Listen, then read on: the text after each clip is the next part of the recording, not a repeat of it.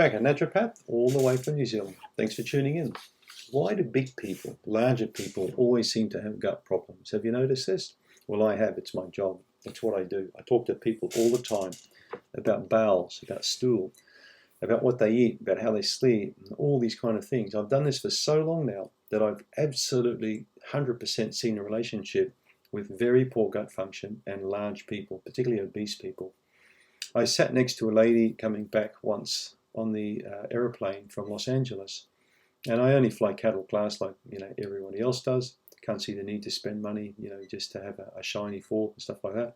But I was trapped. I sat on the window seat, and I had a lady sitting next to me that was huge. In fact, her butt, half her butt was hanging over on my seat. And I tell you what, I sat there and it was awful. It was burping, farting the whole way back. And the woman had 2 meals and it was gross. I've got nothing against big people. I love big people. I've still got many friends who are quite big in that. But what really annoyed me was the sheer quantity of food she was eating and a constant burping, bloating and farting. It was constant. It was my fault. I should have asked to be reseated, but I sat there.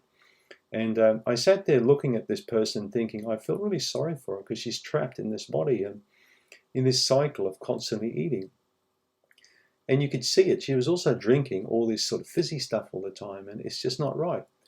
Bigger people have got this huge big pocket of bacteria here that are screaming out constantly for this crap food, right?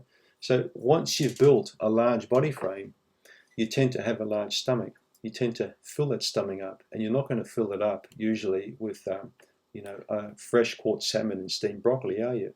You're usually going to have pizzas and burgers and fries and stuff like that. Now, you may be sitting there yourself, a bigger person, saying, Eric, you're wrong. I'm a large person and I eat the best food. Well, okay, I will buy that. But you are not the majority, okay? The majority of larger people have built up this large frame because of the quantity of food they eat and the type of food that they eat, right?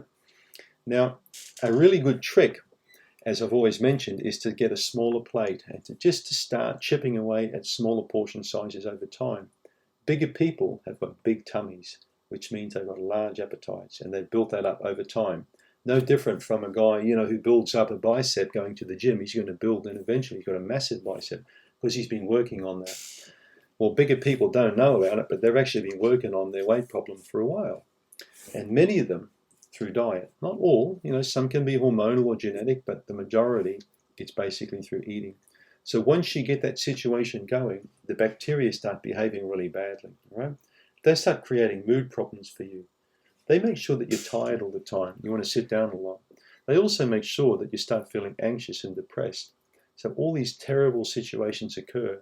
As you get increasingly unwell, you get more blood pressure. And I don't need to go on about all of the issues, surrounding weight. But the point I'm making here is it's about time that you make some changes to what you're eating, particularly if you want to get these bacteria back again. But there could be yeast infections in there. You could have issues there with Klebsiella or Pseudomonas or bacterial overgrowths. So I always urge people, larger people, if they want to lose weight, to clean up their gut first.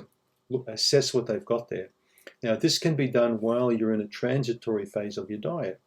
So I really don't like cold turkey diets. I've mentioned this before. I don't like people just completely stopping what they're doing and starting a whole new diet and turning around on a dime. It doesn't work like that, all right? You're going to end up breaking out of that and just eating like crazy.